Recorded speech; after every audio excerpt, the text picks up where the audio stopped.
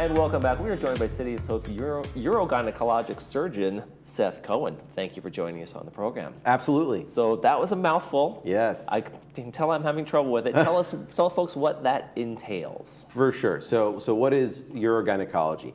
So I'm a urologist. My background is urology. I did a residency in urology, which is your postgraduate training after med school. And then I went on to do a fellowship in pelvic floor reconstructive surgery, otherwise known as urogynecology. Mm-hmm. And so that's really a combination of disciplines where you're treating conditions affecting the pelvic floor and the bladder and the urinary tract, but also focused on female care. So women suffering with pelvic floor disorders more specifically, like vaginal prolapse and urinary incontinence. And so altogether it's urogynecology. Yeah, because I think of that as an OBGYN, right? And is that most people think of that in those terms? And so is this new, or is it isn't very common to hear about? It's not new, but there are nuances to it. Okay. So it's one of those disciplines that actually both gynecologists and urologists can specialize in. Okay. And so the tracks and training are a little different, but ultimately everybody arrives within this board-accredited subspecialty we call urogynecology. Okay. And so everybody's got a little bit of a different slant in how they've trained and what they understand and what they do, but all of our goals are the same: to treat pelvic floor disorders in women who are suffering with them and hopefully improve their quality of lives. Okay, so if someone's going to you, usually the pathway would be maybe the primary care physician. Hey, I'm having a challenge. Do they go to urologist first and then you, or could they go directly to you depending on what things might be going on? They could absolutely come directly to me. You know, most of the patients that end up walking, through our door either A, have found us on their own, they've talked to their primary care physician and expressed challenges like urinary incontinence or recurrent urinary tract infections, and they knew us and they referred the patient. Some patients have seen other urologists and other gynecologists that have very important jobs but just don't specialize in this area, and have sent them over to me to help as well. Well, how important is it to have this kind of specialty then? It seems like, it seems narrow to me in terms of that, but is it really kind of affect a lot of people? Oh, absolutely. When you look at, especially in today's day and age, with people maturing, living longer, more robust lives, what we specialize in is quality of life. And so we want to give people the quality of life they deserve, to live their day-to-day, to be able to go to the grocery store and not be wearing pads in their undergarment, to be able to lift grandchildren, not be leaking on themselves. And so more and more, our specialty is becoming even more essential to daily lives of people and the dignity of people. And so it is a little bit of a niche, but absolutely, when you look at a person's day-to-day, it's a very important of a person's day-to-day to be able to toilet with respect, so to speak. Now, is your job, or the patients you see, usually skew older because this is when the challenges develop as we get older and go into your specialty area? It's a pretty wide spectrum. I think the majority of patients are mature patients, patients who are perhaps perimenopausal, postmenopausal. I certainly see women who are suffering even in their 20s, 30s, and 40s. So people earlier in their life, for various reasons, could be congenital anomalies, could be challenges with the labor and delivery process, could just be the way their bodies developed over time. So I certainly see patients who are younger as well, but I think the majority of patients tend to skew more towards a mature population. Okay. Take me through a kind of a hit list of the top things that you see and the treatments that you can give patients when they come to see you. Okay. We could be here for a few hours. No. We're ready. Yeah, absolutely. No, the patients that I typically see, and I kind of alluded to this, are suffering generally with urinary incontinence, so avoiding dysfunction. Perhaps they have a bulge pressure in the vaginal area, and so that's a hernia of the pelvic floor, otherwise known as vaginal prolapse or pelvic organ prolapse. Some patients are suffering with recurrent urinary tract infections, where they're being treated with antibiotics all the time for symptoms of dysuria and burning with urination. Also help people that feel like they have to run to the bathroom all the time, urgency and frequency of urination, waking up a lot to go to the bathroom, feeling like they have to live in the bathroom to empty their bladders. So these are all challenges that we treat. And there is a very wide diversity of therapies we can offer. Everything from pelvic floor physical therapy to medical management with medications to surgeries. So if someone thought they had a urinary tract infection, they're getting treated with antibiotics, let's say, and then they're recurring. Is that a clue that something else is going on? It could be, and that's one of the important things, is to evaluate and to understand what could be an etiology of this. Could be some sort of anomaly in the urinary tract, like a urethral diverticulum. Could be a stone in the urinary tract.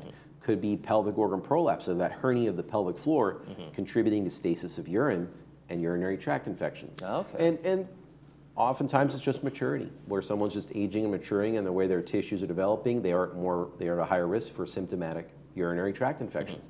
And there's ways we can help with that too. There's preventative measures we can educate and prescribe that thankfully generally make a difference. Okay. So where did you get your start in medical school, and then what made you decide to go into the specialty area? Because it's certainly a unique specialty. Yeah, absolutely. I got my start as a North Orange County, young man. I grew up in the North Orange County. I was a volunteer at St. Joseph's Hospital. I was a candy striker Land of milk and honey, right here. Absolutely, absolutely. And so volunteered in high school as at a hospital there in Orange at St. Joseph's. Had a passion for medicine, really mainly enjoyed working with people and helping people. The science was interesting, but really what drove me was that human interaction and making a difference in someone's life. And was fortunate to go to undergraduate, find my way into medical school. And then in medical school, there's various specialties you can look into, and I certainly hadn't thought of urology. It's not the first thing that comes to mind. No, it's not the first thing that comes to mind. You're like, urology? What, you want to work with urine? Sign me up. Exactly. But when I interacted with urologists, and urology, it's actually a very interesting field, generally using a lot of technology, usually at the forefront of technology, minimally invasive surgery. A lot of different ways we can help patients both in a clinic environment and in a surgical environment, so you develop really good long-term care relationships. So not only do you treat a patient medicinally, you can operate on them and follow them for years afterwards. And so a real great opportunity to develop those long-term relationships. Generally the people that go into my specialty are able to talk to patients. They've got good interpersonal communication, because this is a pretty delicate area that we're talking about, right? I mean, it's it's not something you generally will bring up with your friends. And so all of those really resonated with me, and I found my way into urology. Now, ultimately, in urology, this, as we talked about, urogynecology is yet one more little niche in that, and that's all about quality of life, giving back quality of life through reconstruction. It's a little bit of almost like doing a painting, and really trying to paint a picture of what quality of life can look like with various interventions to give someone back what they need to be a whole person. And again, that resonated with me. And so I found my way into the world of urogynecology. Now, I imagine a lot of your patients have lived with whatever the condition is for a while, because like you said, people don't talk about it. It's not one of those things they like to bring up. There's an embarrassment behind it. So do you find that some of your patients have, wow, you've been dealing with this for a while, or I wish you had come to me sooner kind of thing? What should people do if they think they maybe have a challenge? It is such a common refrain where someone will walk in the door and say they've been dealing with this for years, they've been in diapers for years, they've had pain for years, and they just haven't either A, verbalized that, or B, found the right person to make that difference, unfortunately.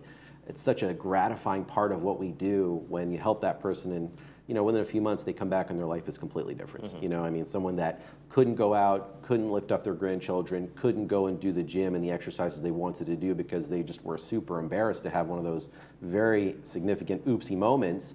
And now they're hiking, they're doing everything they want to do. It's spectacular to see.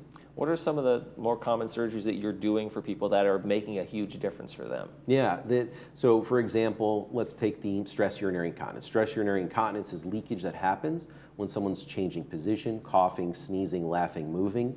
And so there's various surgeries we can do for that. One of those surgeries is placement of a sling. That word's a euphemism, but basically it means support. And we can do that in a couple of different ways. We can take a little sliver of the tendon from the thigh and do a tendon transfer where you place that tendon underneath the urethra to re-support the urethra. Okay. It's like an autograft. Right. We can also use a synthetic material, a mesh material, to do that as well. And there's a lot of great data to say both of those are safe, effective interventions. Amazing. Yeah. And it's kind of life-changing, right? People they're out of, like they said, the adult diapers, they're out of those, they're able to pick up, they're able to laugh, they're able to feel free in those moments again. Oh, 100%. What's it like when the follow-up, when you come a week or month or whatever later, and people are like, why didn't I do this a long time ago? You get a couple of different types of patients. One patient, some of the patients are like, I'm completely different, it's amazing. Others almost seem a little shy to say that they're much better. It's almost, they don't want to say it out loud. Because they did it so long, they feel silly about having waited. They're almost like, I can't believe it myself. So you almost have to coax them to saying, look how different you are. And their eyes light up and they smile. I mean, and I want to be completely transparent. I wish every case was a success story. We see some pretty sick, frail people. And how far we can take someone in their journey is dependent on a lot of factors: mobility, comorbidities, other health challenges. And so generally what I tell patients is we want to make you better. I don't have an on-off switch. I don't have a light switch. I can't make it all go away, but I want to take where you are now, and I want to make you better from where you are. Are the accomplishments that you have with your patients, is that what keeps you coming back, gets you motivated, makes you want to do more? Oh, absolutely, absolutely. I mean, I'm fortunate to work at a wonderful institution with a fantastic team, and that's what drives us all. And that's what makes the day-to-day worthwhile. That's what makes answering the calls and the messages and everything worthwhile is that moment that you described. Okay. Give me your pitch for somebody who you've experienced before, who's hesitant to come in, hesitant to make the phone call, hesitant to reach out. Yeah. Why?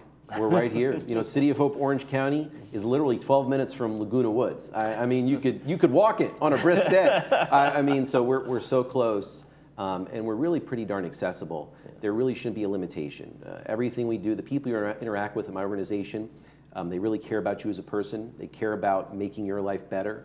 We don't treat people as names and numbers. We treat people as a whole person, and we're really here for you.